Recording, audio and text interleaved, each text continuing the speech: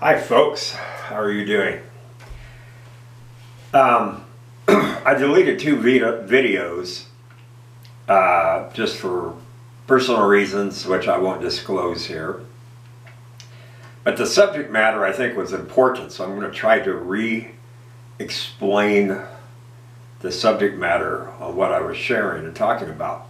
And I'm going to use it in an illustration thing, but you can think of this as a religious theological debate or conversation, okay?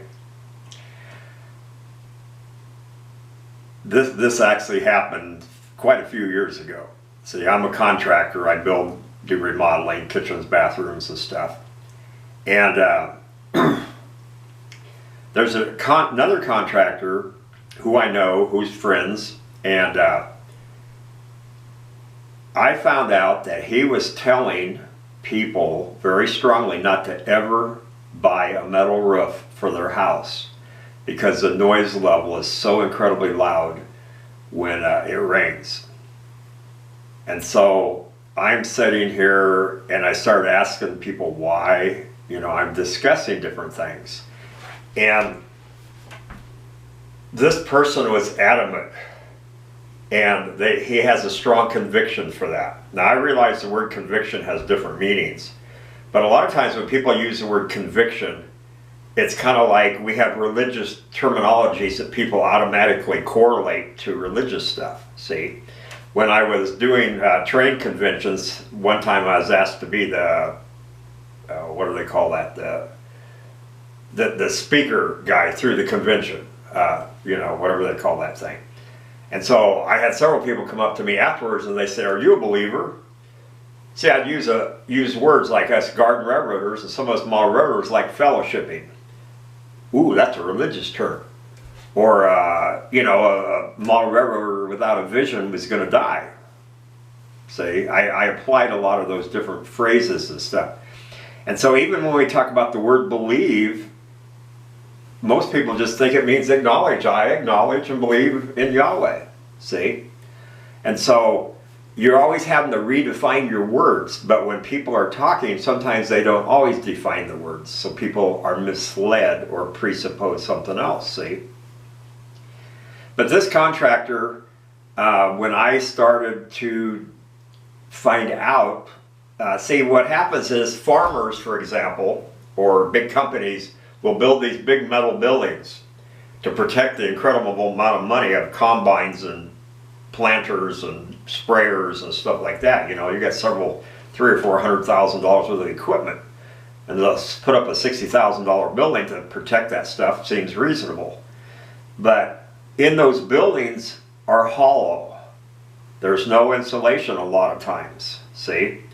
And so inside of a hollow metal building that has a 24-foot ceiling or 21-foot ceiling, it's pretty loud when you got a whole range of the thing's 80 feet long. Now see how you build up a presupposition about what you're doing. What he did is he took and completely looked at all the aspects from his reference point, okay?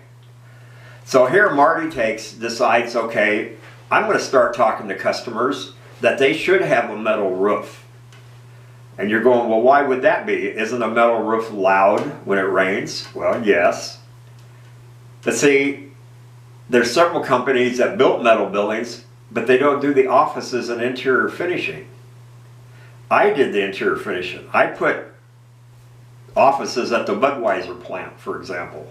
I did several offices in farm buildings and insulated them. I put a ceiling in a number of metal buildings with 16 inches of insulation and 5/8 drywall.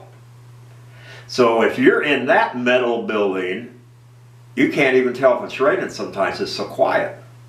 You have a radio going, the refrigerator might be going, air compressor might be going. See? So did I have something against that guy that I should have went and talked to him and dealt with him?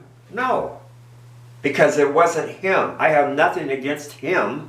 It's the subject matter that is looked at from a slanted view, or something that doesn't have an entire gamut of stuff. And I can't even think of what the word is that I use. I use the example of when I talk about baptism, I look up every single word on baptism. And that helps me to, the full counsel of Yahweh. I try to find the whole counsel of a subject matter. And so every once in a while you'll have 2 or 3 verses that just doesn't line up with the subject matter. So you don't discredit those or just not look at them and build your own case. You try to figure out, how does our Heavenly Father not justify, but how does He reconcile these verses in this subject? Or am I not understanding this subject clearly? See? And so a lot of times in Christendom we have that tendency. I always used to say, when people are arguing, they would get on a subject that they were experts about or had studied a lot. See? And if I got them off their subject, then they were kind of lost and they didn't really argue well. So they wanted to keep you in their subject matter. See? And so when I look at, if I have anything against anyone, I have gone up and talked to them. I've even had customers where I heard or something, or was led to believe that something needs to be dealt with, and I called them up and went to their house that night so I can deal with it. See? But when it comes to subject matters, sometimes what happened is, like this other contractor, when he said the phrase, "You cannot have a metal roof on your house because it's too noisy," I knew that he didn't understand the full ramifications and the applications of all the different metal roofs. See? And in some states it's actually more and more popular. Here in Nebraska it's not as popular because we get hail and they get all dented up, but they don't leak. See? And so so to me, I guess I wanted to share this video because the last 2 videos, people brought up subject matters that helped me to say, okay, that launched me into understanding and more of a wider, broader understanding of the subject. See? So I viewed it as a good thing. And so, but that's just, Marty can be wrong too. I've been wrong before. See? So, when we're studying the scriptures, like I told you 4 or 5 years ago, I started with the presupposition that everything I believe is wrong and everything that everybody else believes is right. So when somebody made a comment to me or a statement or quoted a verse to me, oh, they must be right. Let me look this up. Let me find out. I always use this example. There's none righteous, no, not one. That sounds scriptural. Maybe I should look it up. Maybe I should look it up, see where that person got that from. Who originally said it? What was the context that it was said in? See?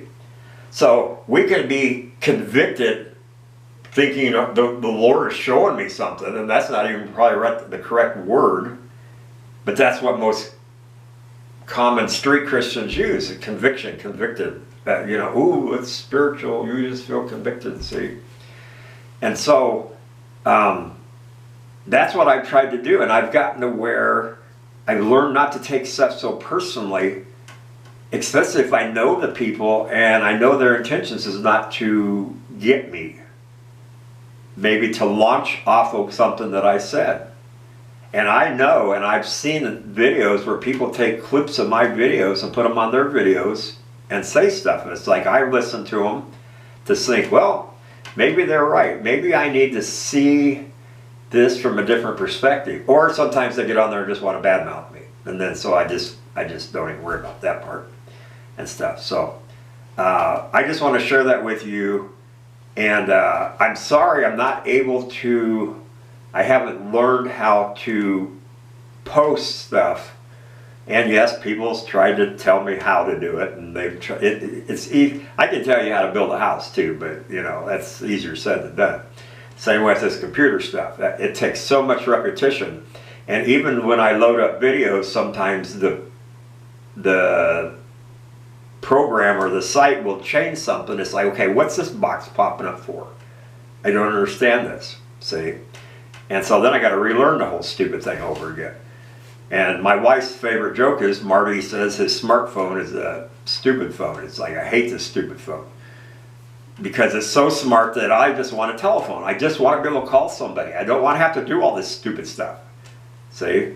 And it tells me I got to shut it off. Or, okay, you got to update it. Oh, you got to it's like, this computer stuff is really, people think it's great, but it's taking over our lives. See? I can go up to my books. I don't have to reboot my book. I just have to reboot where my piece of paper fell into and told me to start reading from this point. It's so much simpler, guys and gals. Anyway, I just want to share that with you folks, because I know we're out in this field, and my desire is to have a home Bible study and have people, and I have chairs now and stuff, and I'm excited about that. And I already talked to a gentleman with a storefront down right on the main drag about using it. But he's also in the process of fixing it up. We did our part. Now someone else is getting the furnace and the air conditioning going, which means he's going to lease it out, so it's going to be a short-term thing. I always pray that maybe I can find a church building that is vacant, and the church would, just to keep it, have bodies in it, maybe they would rent it out or lease it out properly, or for a short time or something, you know. So, but anyway, I appreciate you watching the videos. I appreciate the comments and stuff. I think that was all. I didn't take notes or anything. But my whole purpose for this is to glorify our Father and to help people to see that sometimes we get out of balance, or we get to where we need to be adjusted, you know. And I hope somebody will care enough for me that, and videos, this sometimes, look how much time it took. Okay, if you get on a phone and try to talk to somebody, or you get on their email and you try to email somebody, see, a video is almost like talking to somebody. They can see your face, they can see your expressions, they can see your image, your reflection. Basically what you're seeing exactly is me. See ya. Anyway, that's a whole other topic. So, Father, thank you. I pray that I'll help edify other people and help glorify you, and help us to be sensitive to others that are still struggling or still in different areas of life that are still growing.